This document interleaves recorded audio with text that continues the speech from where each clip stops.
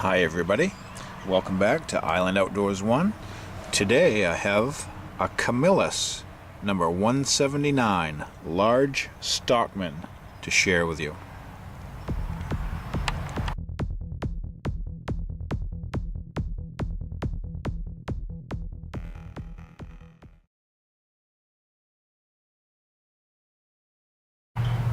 So what we have here is another large Stockman from Camillus.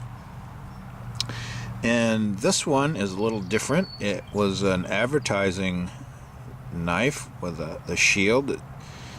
I know it looks a little fuzzy and out of focus, but there's the original. It's like a little plastic film that you can peel off that protects these from getting scratched when before they were handed out. And that's still on here, so I don't want to peel that off. I'll leave it there. But what it is a clear, you can see it raises up almost off the side of the knife, but it almost magnifies the Purolator logo underneath there. And I'm not sure of the year of issue of this, but it's a 3-blade Stockman. And it has stainless steel blades. You can see we have a long pull with a swedge, and I've found that a lot of the Camillus knives, the large Stockmans, share this knife, and it's one of the ways I identify a Camillus knife from a distance. I'll show you the blade tang while we're right here. Let's see, Camillus, New York, USA, 179, stainless. So while we're here, and I have to watch myself, every time I see this, I want to call it peach seed jigged, but I don't know if this is actual peach seed jigged, but it is nevertheless jigged brown plastic Delrin. So it's the durable Delrin, and it's made to look kind of like bone, but it's not. It has nice round nickel silver bolsters. You can see it has one center pin of brass, and you don't see any pins on the covers here because how they attached the covers on these Stockmans. Hopefully you can see that round dot right there.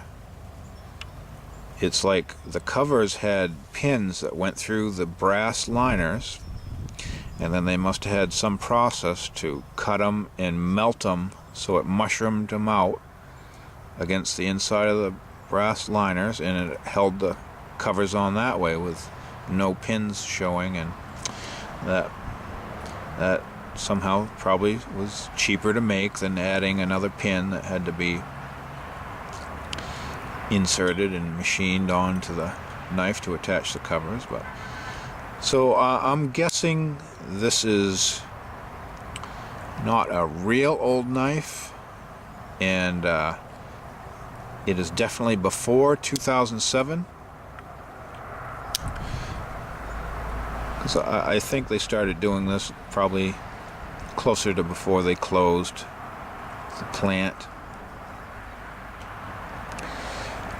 But you can see it has brass liners, and another telltale sign is on these Camilluses they have two, and I don't know if you can see the 2 layers of brass right on this side of the knife. There's only one layer here in the middle.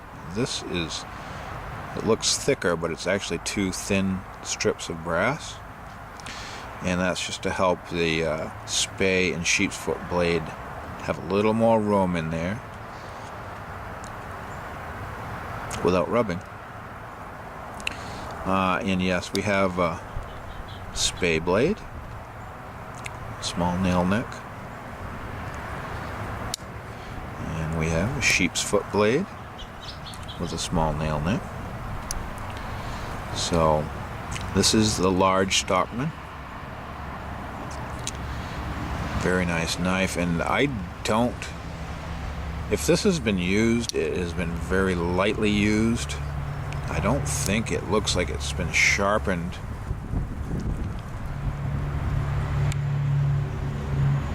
If it has, it's been lightly sharpened. It's still fairly sharp. But I bought this at an auction online, and